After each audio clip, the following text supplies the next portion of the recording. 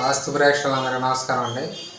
మనం వాస్తు నియమాలతో ఇల్లు కట్టుకోవాలి అంటే దిక్కులుగా స్థలం ఉండాలి. రెండోది ఈ దిక్కుల్లో ఉన్నప్పుడు అది డిగ్రీలు లేదంటే చాలామంది దిక్కుల ప్లాన్ ఇవ్వడం జరుగుతుంది.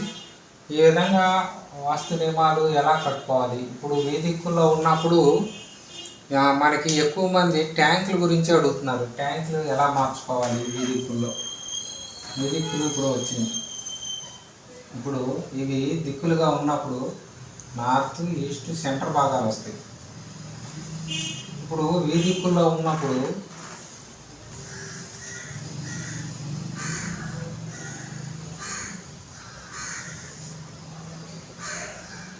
నార్త్, ఈస్ట్, సౌత్, ఈస్ట్ ఈ విధంగా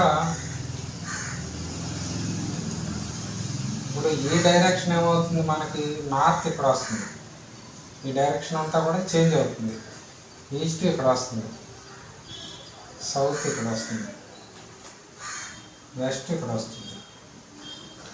ఈ దిక్కుల్లో వచ్చినప్పుడు ఎలా వచ్చినప్పుడు మనం ట్యాంకులు అవి తీసుకోవాలి అంటే ఇప్పుడు ఇక్కడ మనం ఏదైతే నార్త్ ఉంది ఇక్కడ మనం ట్యాంక్ తీసుకున్నాం.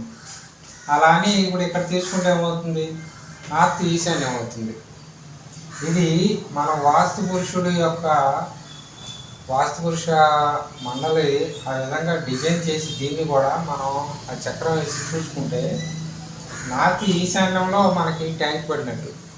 రెండవది ఈ వాస్తుకి ఈ దిక్కులకి 90 డిగ్రీలు, ఈ సుమారు 50 డిగ్రీలు ఉంటుంది.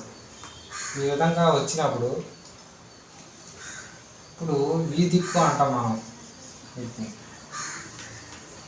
ఇది దిక్కులకి ఉన్న స్థలం. ఇప్పుడు దిక్కులుగా ఉన్నప్పుడు మనం ఏం చేస్తున్నాం, నార్త్కి ఇక్కడ మనం ట్యాంకులు వేస్తాం. ఈ దిక్కుల్లో ఉన్నప్పుడు ఈ విధంగా ఇవ్వటం కరెక్టేనా? అది కరెక్ట్ కాదు. ఆ విధంగా తీసుకుంటే కూడా చాలా వాళ్ళకి డెవలప్మెంట్ అనేది చాలా తక్కువగా ఉంటుంది. రెండవది మనం ఏం చేయాలి, ఇలా వచ్చినప్పుడు మనం ఎక్కడ తీసుకోవాలి. తూర్పు భాగం మనకి ఖాళీ స్థలం ఉందనుకోండి, మామూలుగా మనం తూర్పు, ఈశాన్యం ఈ భాగాలు వస్తున్నాయి కాబట్టి తూర్పు ఆగ్నేయం అనేది మనం ఈ భాగం అనేది నేను ఎక్కువగా ఇచ్చే భాగాలు మాత్రం తూర్పు వాళ్ళకి ప్లేస్ ఇటు లేనప్పుడు ఇక్కడ ఇవ్వడం జరుగుతుంది. నాకు ఎక్కువగా స్థలం ఉండి వాళ్ళకి అనుకూలంగా ఉంటే కనుక ఈ వెస్ట్ భాగంలో మనకి ఏదైతే ఇప్పుడు వెస్ట్ ఇక్కడ వచ్చింది, వెస్ట్ వచ్చినప్పుడు వాయువు అనేది ఇక్కడ వస్తుంది, మనం ఇక్కడ ఎక్కువగా ఇక్కడ ఇవ్వడం జరుగుద్ది. ఏ విధంగా మనం డైరెక్షన్ చేసుకుంటే అక్కడ స్థలాభావం లేనప్పుడు తూర్పుకు ఉన్నప్పుడు ఈ విధంగా చేస్తాం, తూర్పుకి స్థలం తక్కువ ఉన్నప్పుడు ఈ విధంగా చేస్తాం. ఎక్కువగా కూడా అందుకనే మనం ఈ దిక్కుల సైట్లు అనేది తీసుకోవద్దు అనేది మనం చెప్తూ ఉంటాం వాస్తు నియమాలకి. దీనికి ఇప్పుడు చాలామంది ఏమంటారు అంటే, ఇప్పుడు తూర్పు భాగం ఇటు తీసుకుంటారు కొంతమంది. తూర్పు ఇది తీసుకున్నప్పుడు ఇది ఈశాన్యం అయిందిగా, సెప్టిక్ ట్యాంక్ అక్కడ ఎలా ఇచ్చారు అని అంటారు. అసలు ఒరిజినల్గా మరి కాంపాస్ చూసుకునేటప్పుడు సూర్యుడు అంటే దిక్కులు మారుతూ ఉంటారు, ఉత్తరాయణ దక్షిణాయన. సూర్యుడిని మనం వదిలిపెట్టి కాంపాస్ తీసుకునేటప్పుడు 90 డిగ్రీలు ఇక్కడ చూపిస్తుంది. అప్పుడు ఇది తూర్పు కాదు కదా, ఇక్కడ 135 డిగ్రీలు, 134, 135 చూపించేటప్పుడు ఇది ఆగ్నేయం అవుతుందిగా, ఇది తూర్పు ఎందుకు అవుతుంది? అందులో కూడా ఇప్పుడు చదువుకున్న వాళ్ళు ఎక్కువ మంది నాలెడ్జ్ ఉంది కాబట్టి ఆలోచించాలి.